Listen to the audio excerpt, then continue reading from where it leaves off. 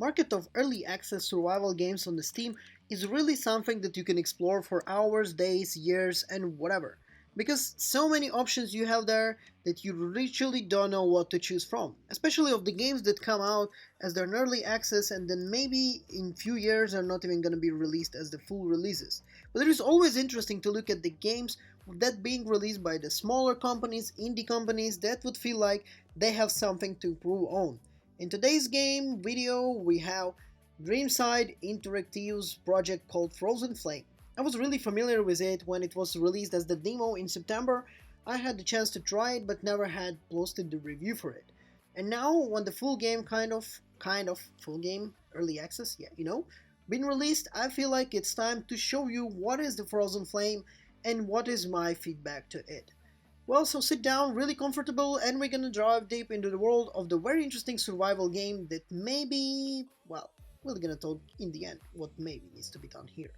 Before we do all of this, if you're not subscribed to our channel, please do that because it's gonna be really very helpful to us. And let's go.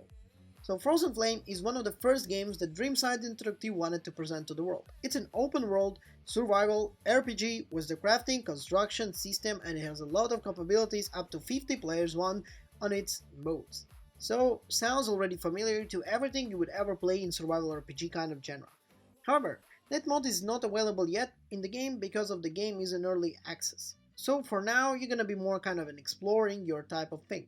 You're kind of getting familiar with the game. For this reason, the game should be considered kind of unfinished, I would say, and it will be treated in the way it is reviewed. So you're gonna get dropped in the world with no real direction and you must just figure everything out.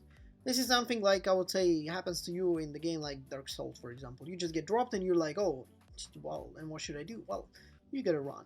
Anyway, this is really necessarily a bad thing, but you're gonna get to the survival games where you at least already expect what you wanna to do. But there are a lot of things that hold Frozen Flame back regards to this. Nothing in particularly explained. You may receive short notes on how to build things, but the game doesn't offer you any explanations. I believe this is something that we've seen maybe in the forest before, when you just drop in the game, you would just explore, you would understand, the game would just grow on, grow on, grow on, and in the end you get a great story, amazing gameplay mechanics, and one of the best survivals of all time.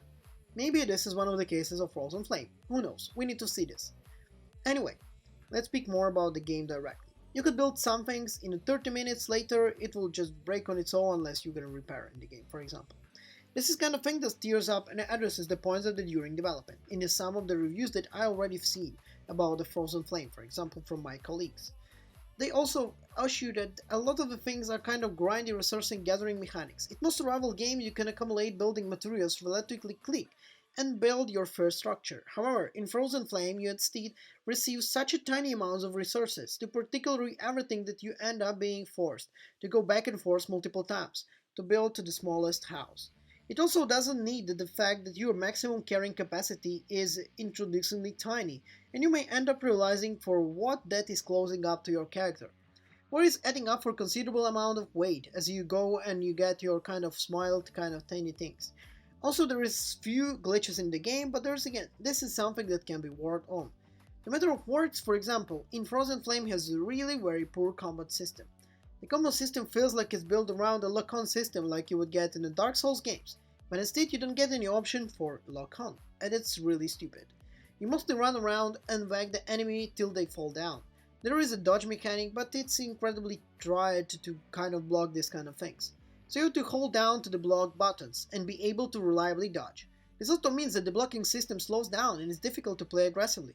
The world itself is quite beautiful in the game. I have to mention that it's probably a really good basic that can be already made. Because when you speak about the games, when you have already good base and the kind of engine that the game is made on, everything else can be literally fixed. You can make the mechanics of the fighting better, you can make more storyline, you can add a lot of modes in the game if the base is good.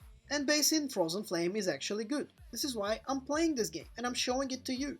Because I feel like in few months this might be a real gem that you already know before everyone else, and it's cool, right?